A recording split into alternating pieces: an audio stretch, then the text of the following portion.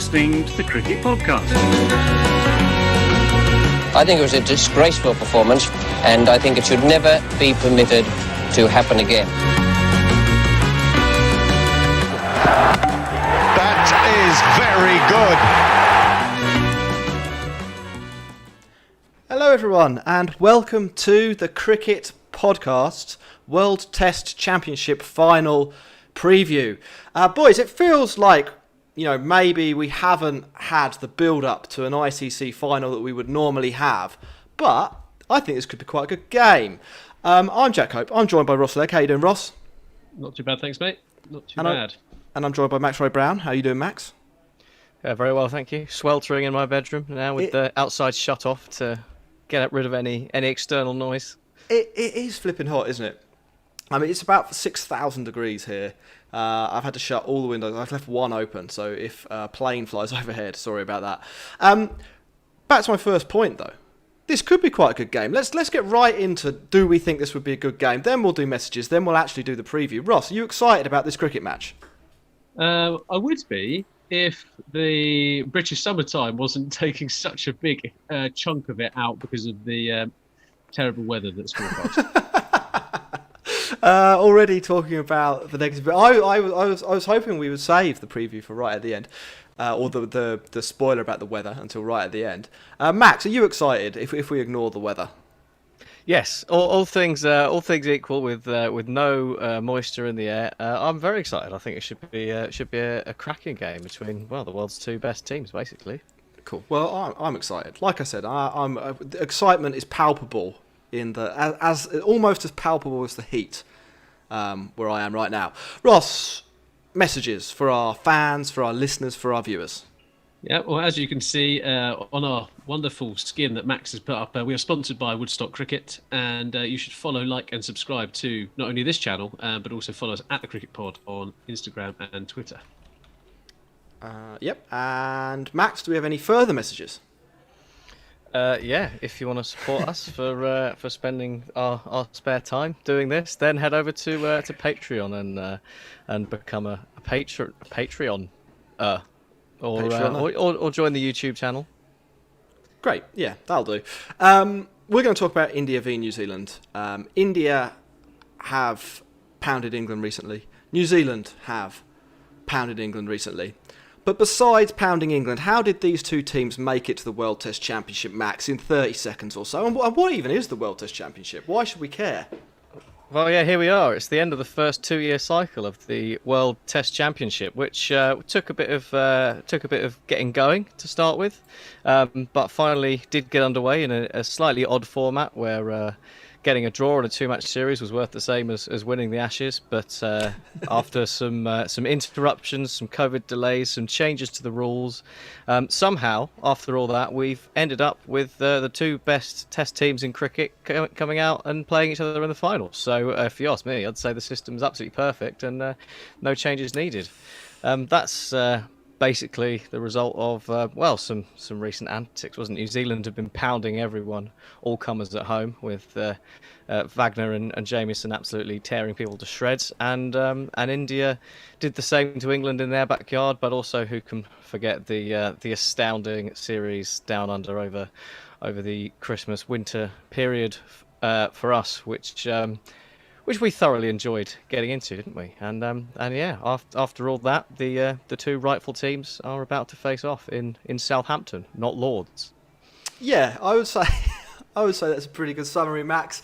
Fellas, India and New Zealand, they're the two teams. Should we do a quick preview of each? Then we'll do some predictions. Then we'll do some questions. So, Max, again, I think you were going to prepare or had prepared the New Zealand preview. Do you want to talk us through their chances, their team, how they're likely to line up for Friday's match? Yeah. So let's start with the team news then. And I suppose as they've now announced their final squad, probably the most interesting bit of news from that is that Mitchell Santner is not in the final 15.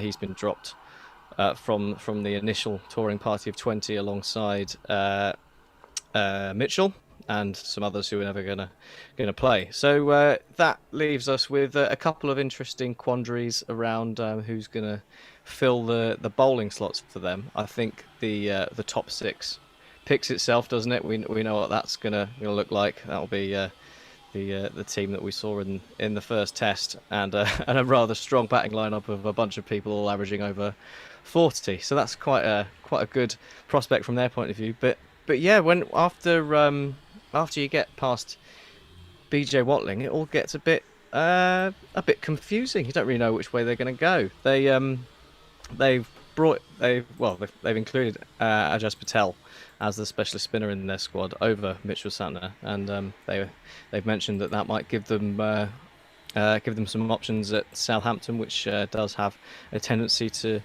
turn a bit. But if they do go with that, does that mean de Grandon misses out? And if so, is Carl Jamieson going to bat 7? Or are they going to play both of those? And are we going to see Jamieson or Wagner missing out? Because surely Southey and Bolt are nailed on. Where do you see it falling, Ross? Who's going to be the unlucky person? Well, first and foremost, I'm not surprised that Santner misses out because he's actually rubbish at Test cricket, so it's not a surprise. Ajaz actually, I thought, bowled pretty well against England, and he is the more attacking of the bowlers. So I can see that. Because of the conditions, actually, I can see them actually foregoing a spinner altogether. Actually, when the rain's around, etc., I think they have a much better chance of taking wickets with their pace lineup. So I won't be surprised if they do miss out on the spinner, and India will probably go in a different direction and pick both Ashwin and Jadeja. I'm sure we'll come on to that.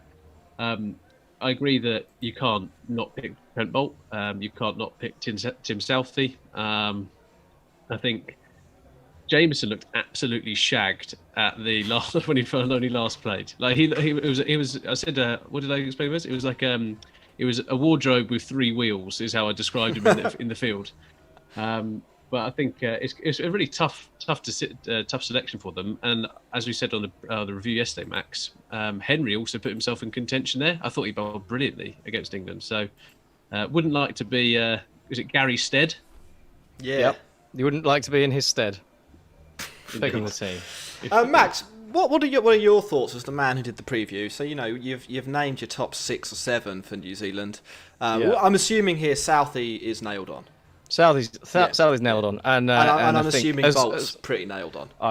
You can't look. I think Trent Bolt, the way he bowls, the left arm option, and the way he bowls is just so beautifully suited to playing in England, and he has a good record in England, so he has to go straight in. Southey, again, he's been around long enough. He had a fantastic World Test Championship, and also he performs very well against India as well. I mean, his average against India is 4 below his standard average, so he averages 24 against India compared to about 28. So, I mean, that's another tick in his box.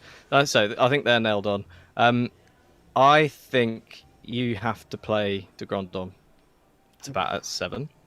I think you need a bit more in there. I don't think you can risk batting Carl Jamieson at 7, and that leaves me thinking that one or Jamieson or Wagner will miss out. On the one hand, you've got Wagner played both of the tests against England and bowled 71 overs, but he can seemingly just bowl forever with 1 foot anyway. We saw he bowled the most overs of any of the New Zealand bowlers in that game. It was against Pakistan where he broke 2 bones in his foot. So I don't think we need to worry about fatigue on his part. So it could well be Jamieson that misses out, given that he's only ever played one test. So basically, you're saying you would pick the spinner then? That's your. I think I would pick the spinner. I think it's too risky not to. We've just seen England fuck that up. Yeah, well, exactly. I mean, if you can't learn from that failure, I'm drinking the Kool-Aid. I'm on the Joe Root, Chris Silverwood Kool-Aid. Yeah. That's what I'm on. It's a good point you make, Ross. I mean, if you kind of have to consider the weather. It is definitely going to rain at some point, and I think from that front as well, there'll be more breaks in play. So you maybe don't have to rotate your bowlers quite as much, because they'll have that sort of break, and it maybe won't get as dry later on as it might have done without the rain. But Max, in case of some sort of weird microclimate around Southampton that creates some bubble and you don't have a spinner, then suddenly you're looking a bit foolish. Well, Max, is it also a bit that Jameson does offer a bit of variation? And actually, there was some stats going around on Twitter, and it might have been Freddie Wild, might have been another statistician, I don't know, but around the release point and the average that Kohli, Pujara, Rahane actually have against release points that are kind of Kyle Jameson-esque, not as quite as high as him, but actually they struggle against that direction. I'm not sure if New Zealand are super data driven on that kind of stuff, or if they just trust kind of their players. But yeah, I really won't be surprised if they have kind of that Wagner, Bolt, Jameson, and Thingy-Bob. Thingy-Bob, yeah. I kind of agree with you, Ross. I think they're lining up to go 4 paces, which will be a really interesting dynamic against India, who will probably, I've got the kind of expected India team bit in a moment, but who I think will probably go three pacers, 2 spinners. I suspect pretty strongly that the weather is going to have a factor. I suspect it will make it easier for pace bowlers. I expect the ball to swing. And I think, Ross, the kind of point you're making about the variation between, Bolt, Wagner, Southey and Jameson, I think that actually kind of covers you to a reasonable enough extent. Like, I don't think you need someone necessarily spinning the ball if you have 4 such different pace bowlers, because although they are ultimately pace bowlers, they are playing in England, the best place in the world to bowl pace, apart from maybe the West Indies. And I think, managed correctly, they will ask different questions of the batters. Then you throw on top of that, last time India played New Zealand, they literally couldn't deal with the pace bowling. They couldn't play Kyle Jameson. I can't see how you can't pick Jameson. There is the Jameson fear factor. That is a good point. He did absolutely absolutely tear them a new one last time in New Zealand. So I wouldn't be surprised if that's the route they go down. It would just be a bit of a gamble. But I suppose you've got de Grandhomme there to do some donkey work as well. So it'll be really interesting to see what they go with, and interesting to see how much the weather plays into their thoughts. Aside from selection issues, I'm interested to see what you guys think about the mental aspect from a New Zealand point of view. They're back in England for a final after I don't want to bang on about it at all, but they were runners up last time they were in a final in England. They were runners up in, was it the Champions Trophy the last time that was on. So they've got a bit of pedigree of not quite making it. Do you think there's a bit of pressure on them here to come away with a trophy, especially when you consider that some of the players are reaching the end of their test? There's more in India. Lifetime. Way more in India. Yeah, I think. Yeah, when was the last time India did anything? Not. But there's always. You know what I mean? Like there's always like Kohli's Kohli's whole career, his whole captaincy is, the black mark on it is that he hasn't managed to win an ICC trophy. He hasn't really done anything in some of the ICC tournaments. I feel like Kohli's the kind of person who projects his emotions quite strongly onto his team. Then you've got to factor in as well that cricket's the biggest sport in India. India are the world's cricket team, if you like. Yeah. And that New Zealand don't play under that pressure. They're not the All Blacks. No, but I mean, there's always, that's the thing. There's always that pressure on India, and that's fair. But I think, apart from taking India aside, from then let's internal point of view, look at it from the New Zealanders' point of view. Let's go into it a little bit further. Last time they were in the UK, New Zealand pulled India's pants down in the semi-final of the World Cup. They'll both teams will be thinking about that. The last time India were in a final in the UK, they lost to Pakistan. If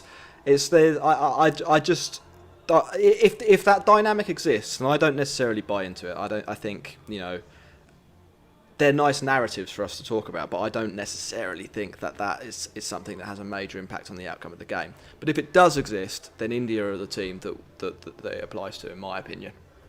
Yeah, fair enough. And also, it's also a nice underdog story. As much as New Zealand, everyone loves New Zealand, but there is a factor where they have number one in the world, Ross. But they're still a bit, for me, compared to the size of the BCCI, compared to the size of the ECB, compared to the size of Cricket Australia. These guys have less of a budget than your beloved Surrey, Max. They have a player pool which is much smaller, and yet time and time again they are putting themselves in the semi-finals, the finals of this stuff. And it's just a testament to kind of a well-run cricketing team that they can fight on both the white ball front and the red ball front. Which I'm looking forward to Carl Jamieson at Surrey, actually, seeing as you mentioned it. Yeah, are we ready to move on to India? Yeah, I think so. I think we've covered New Zealand there. We've talked a lot about New Zealand recently. They're pretty good. India.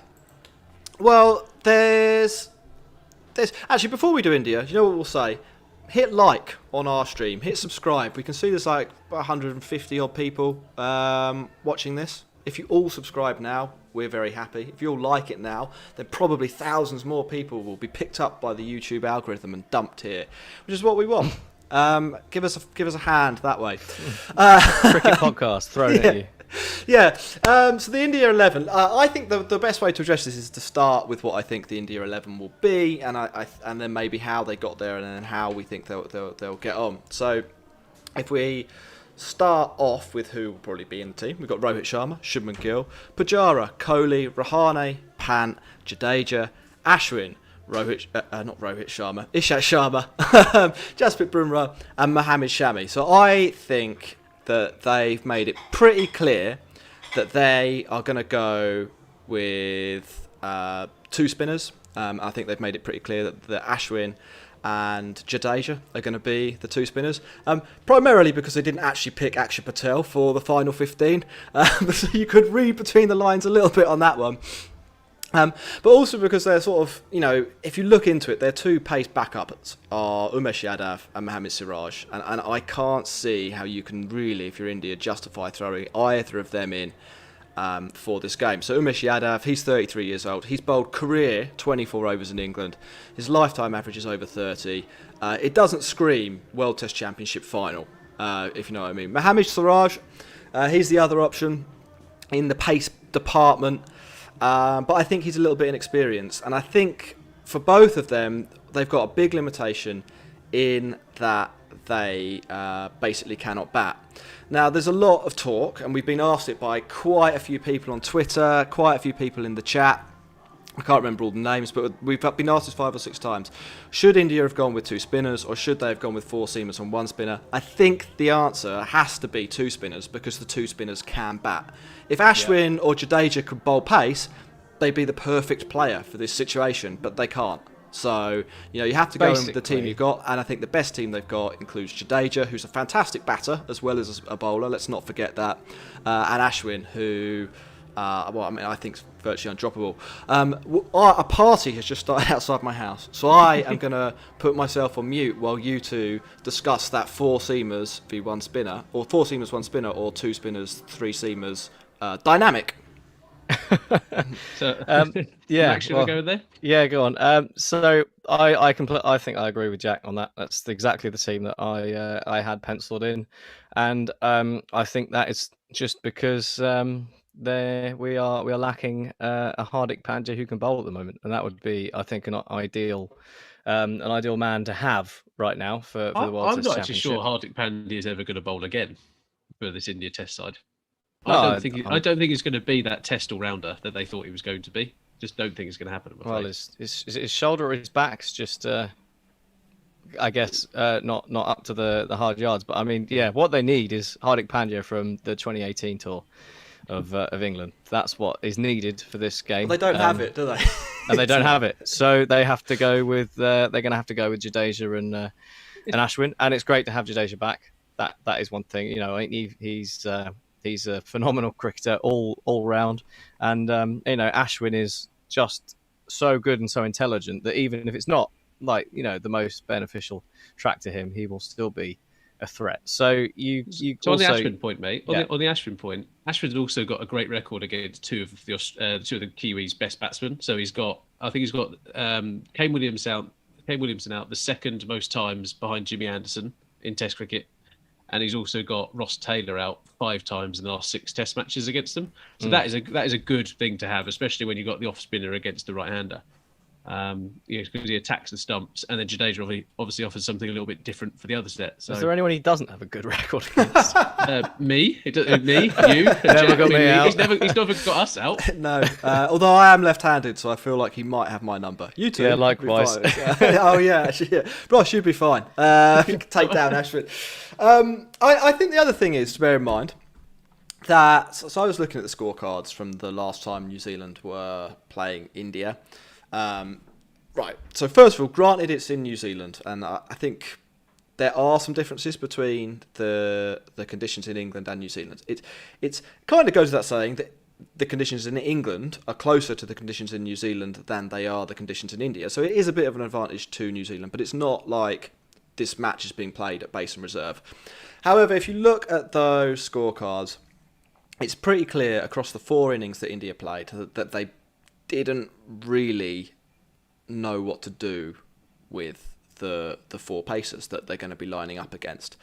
And I think the other so you can kind of look at that from 2 ways. If you know you're going to be playing in pacer friendly conditions, you can be like, well, let's make sure we stack our team with pacers and fight fire with fire. Or you can try and cover your deficiencies. And I think in this situation, India have to try and cover their deficiencies, just to loop back round on this 2-3-4-1 debate.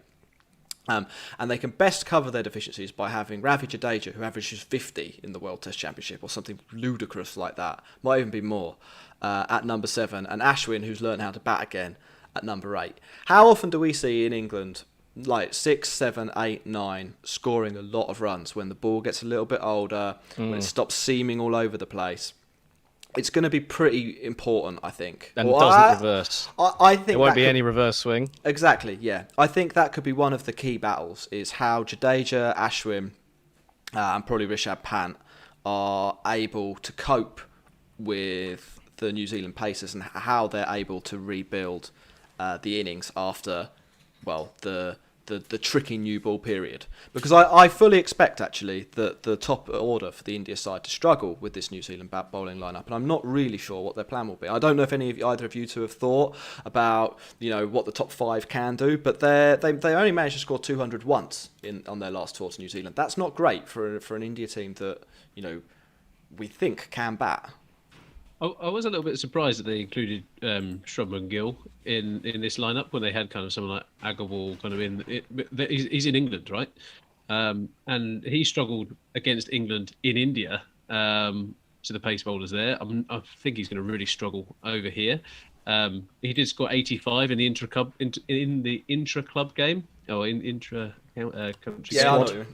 Yeah, India, the world's biggest cricket club. India, yeah, exactly. So that's not too bad. But I think you're right. Coming up against that varied pace attack is pretty intimidating. Also, if you think around their other options, they've got Vihari as kind of their backup in that middle order. Jadeja is a better batsman than Vihari. I think you're probably right. He might be a better batsman than Vihari's been in Rahane England playing county cricket, and he's only scored 150 in 6 innings. Oh, so. 3 games. And so it's also that bit for me. Like Pant has now proven that he can bat. He doesn't have to bat in bat 7. He's proven that he is a capable player and he can take down whoever he likes, whether that's in Australia, whether it's England, whatever. He's hit a century in England as well. And that's a massive boost for them. But it just feels to me that I think you're right, Jack, that they just can't go into this with that approach of taking 4 seamers. Right. So the big battle, I think, in this match, I think if these two teams line up pretty well, I think the conditions are going to favour New Zealand, and I think that will mean that the varied pace attack that we've talked about so long will cause India problems. At the top of the order, is there anything that India should focus on? Anything they can learn from England, maybe, Max, to tame these New Zealand bowlers? Just grind. Grind. Just grind. And it doesn't even matter if you don't score that many runs. Like, go at 2 and over for 40 overs. Just get to the point where the ball isn't doing as much and then cash in. I think that's got to be the play. And, if you end up like, 100 for 4, there's no reason you can't still go on and get 350. And then you're in the game. And I think that's going to have to be it. I don't think they can go out with, an idea of getting a too positive a start going. I know that might not be quite how Shubman Gill and Rohit Sharma tend to play, but I think they're just going to have to be very circumspect about how they're batting and go full Pujara. Yeah, I think the other thing I would say is they absolutely have to try and dominate the overs 40 through to 80 with the bat. Yeah. They really need to score probably at 4 and over in that spell to put totals up. Because I think if you just... I get your point around grinding, but that's how New Zealand win. They grind. They can... Neil Wagner grind can at the bowl. start. Grind at the start, and then... Yeah. But then that's... You can't leave yourself facing 30 overs of Neil Wagner in a day, because he'll get you out eventually. But there is also a bit around the weather element to this, around how fast they score. I think because if they win the toss, I think the way to at least try to force a result here is by bowling first, which goes against kind of the approach that both teams would typically take of winning the toss and batting. And I think Max, having that luxury of Dom Sibleying the innings or Pujara in the innings, I'm not sure they're going to have that luxury. I think I reckon you've got max 3 days of play in this 5 days looking at the forecast. there is the reserve day. Are you including the reserve day in that? Yeah, there's a 6-day test, Ross. I didn't know that bit. Wow, there is also rain. There is also rain forecast for the reserve day, so I don't know how much it'll be useful. Fellas, that's a run through of India. Should we move on to some predictions? Who do you think will win? Who do you think the star of the match will be? Ross, your thoughts? So I think this is going to be bowler dominated, and I think it's going to be a New Zealand domination. So I think I'm going to have to go for Trent Boult in here. So New Zealand win and Trent Boult. Maxwell Brown. I think the weather is going to be the star, and it's going to be a sad draw. But if we forget the weather and say that there will be weather, but there will be a result, then I have to say, given what the forecast is like, that it will be better for New Zealand. I think that will make the spinners less effective. It'll make the pacers more effective. It's also supposed to rain all day tomorrow ahead of the test, so it's not like the strip's going to be open and dry out or anything. It's going to be juicy to start with. So I'm going to go the same, but I'll say Southey rather than Boult, just for a little bit of variety. If we're the hopeful reading on the weather is that it's probably going to rain most of Friday. There might not be any play, but then after that it's like thunder showers. So assuming those thunder showers don't last too long, there might actually be quite a lot of play in this match. I think that I'm going to go with both of you two. That New Zealand are the obvious choice here. I was trying to think of a reason to back India. Yeah, we all know what's happening here. India, I had a look at the odds. India are the favourites for this, according to bookmakers. But I just can't see, in New Zealand, they've had 2 warm-up tests against England. This is the other thing. Their bowling attack is way better suited for these conditions. It's better suited. They've just played 2 games, so they're they've used the Duke's ball a bit recently. They're basically they should be on the upward curve, ready to put in a performance. And India have just got here and played against themselves for a bit. And I think the other thing is, historically New Zealand have got India's number in these kind of conditions. So I think it's going to take a big performance. Look, India have got the players to do something here. It's not. I think it's 60-40 New Zealand probably. It's Jadeja could win this match single-handedly. Kohli could win it single-handedly. Pant could win it single-handedly. We've gone the whole way through without talking about how India's seam attack is actually very good. It's not. We've talked a lot about New Zealand, but we haven't talked about Jasprit Bumrah. We haven't talked about Sharma. We haven't talked about Shami. All 3 of those bowlers are near the top of the list for guys you'd want in a seamer-dominated test. He's played 12 tests in England. He knows how to bowl in England. But I just It's the preparation, isn't it? It's the preparation. Yeah. It's the fact India start slow under Kohli as well. They're the fight back guys. You don't have a chance to fight back in a 3.5, 4 day test match. That's it. I think it's the marginals that are gonna swing it. I think it's such an even contest on paper, but I think it's just those margins of potentially the weather and also the warm ups that just tip it in New Zealand's favour for me. Yeah. Cool. I mean, Vic London's just put in the chat around Rohit Sharma. We saw Rohit Sharma win 2 test matches with the bat in India. Yes, we got skittled with the ball, but actually him batting for 80 and the 120 that he got, whatever it was, that was such an important innings. So whoever bats first, and if Devon Conway hits that run or Rohit hits that run, that is first blood to one of those teams. Yeah, I think it'll be really interesting. I'm super looking forward to it. I think we'll try and do some shows during the test, won't we, boys? That's our plan. We are playing cricket ourselves on one of the days, and obviously Friday we actually, I think it probably just rain all day. So maybe we could do like an 8-hour cricket podcast instead of the test. But we do some I'm questions? busy. yeah, that was what I was going to say. Let's move on to some questions. Do hit like, do leave a comment if you're watching later. Follow us on Twitter at the Cricket Pod and so on. I think we've got about 10 minutes of questions. Just a quick shout out to Tejas from over on Twitter. I think we've answered all of your questions, so we're not going to ask any of them directly. What have we got on the YouTube chat?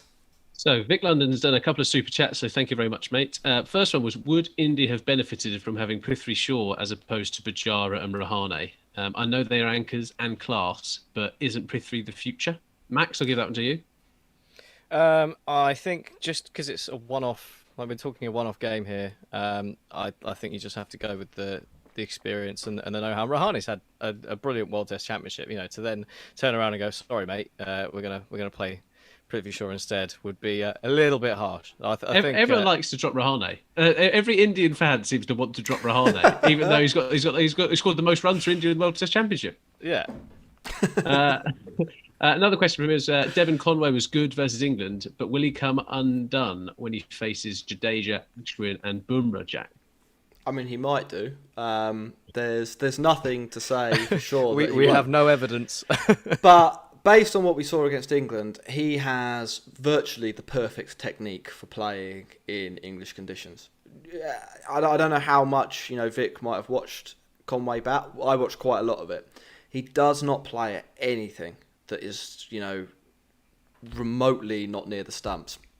And it just makes him incredibly difficult to bowl at because you have to go straighter and straighter. Then he'll hit you through the leg side with his flamingo shot. I was really impressed with him. I think, New Zealand can thank us later, but I do think England helped them uncover a gem with Devon Conway there. And, to double down on that, Dan Weston's been talking about Devon Conway for like a year and a half now. And Dan's usually pretty shit hot on calling out who's going to be a good player. Yeah, he talked about Finn Allen being an intent machine, and he hit half a century for Lancashire his first game, so he definitely knows what he's talking about. Okay, let's go to Luca Bingham, who we do play cricket with, so hello, Luca. And he asks, what Euro 2020 player would you have in your cricket team? Which I think is a great question. Oh, that's a really tough one. Max, you can go first. I am going to go based on a clip of video that I saw on Twitter where the Tottenham lads were doing some change room cricket, and actually I think Eric Dyer looked quite handy, so I'll go with him. He's not in the squad. He's not in the squad, so I'll go with Harry Kane. Nice. I think look, it's an obvious one, but I think Ronaldo, if someone said no more football, you have to play cricket now, I reckon he could still make it as a professional cricketer. I think he's just that dedicated to.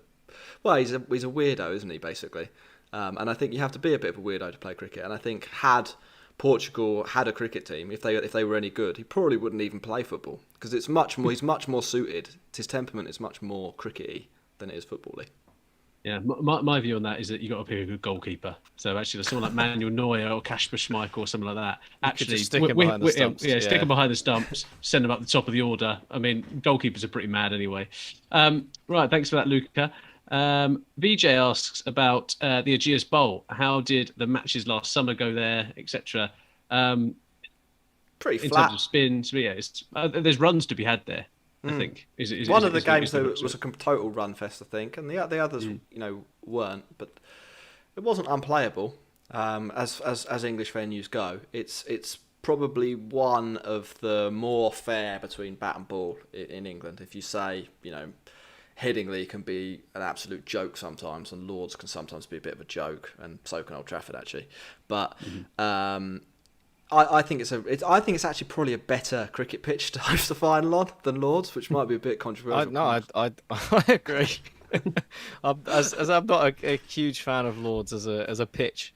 I mean, the slope is just dumb, isn't it? That's the first thing. But I think what's good about Southampton is that you actually get a bit of everything, don't you? Because the spin does normally come into it towards the end. Well, we've got time for, I think, two more questions. So one is from Aditya. Will New Zealand be concerned about Williamson's recent form and his stats in England? Yeah, I think they will a bit, but not that significantly. He's never really done it in England, and you'd think he probably would have. But I think it's not really for the form they'll be concerned about. It's that one of his elbows doesn't work properly. That's a much bigger problem. I think give Williamson enough time in England, he probably might not average 50 like he does everywhere else. Maybe he averages 40. He'd be fine. But that elbow, it's not great. You don't often see a batter rested for a test because they've got Well, there were plenty of clips of him heading to and from the nets during that test, so it can't have been that bad because he was clearly doing a fair amount of work on it. So hopefully he's not too hampered by it, because it would be a shame for that to affect him. Fair enough. And then last question, I think we put to bed, but Sivaram asks, do you see Saha and Pant playing? Just a thought, play three paces and a spinner? No. I'm surprised Ridham and Saha's even in this squad. People say he's a really good gloveman, fine, but actually I don't think he's a good replacement for Pant if he was to be injured. So yeah, I think why throw away the flexibility that Ravi Jadeja gives you by picking him? I don't really see the benefit. I don't understand that at all. So I actually genuinely think India's bowling attack is as good as New Zealand's for these conditions, and I think it's got great variation. I think it's got great threat. They've got spinners who turn the ball both ways. They've got Bumrah, the world's weirdest bowler, minus maybe Malinga, and that's all really good. The deciding factor, I think, fundamentally is that I think New Zealand's batters are a bit better prepared, and I think India will be a bit undercooked with the willow. So that's where I think it'll be lost. I don't think it'll be. I think the three pacers, two spinners, perfect. And Jadeja, he's a batter. He's a batter. And an incredible fielder. Anyway, he's getting a lot of love in the chat as well. He is. Quite right.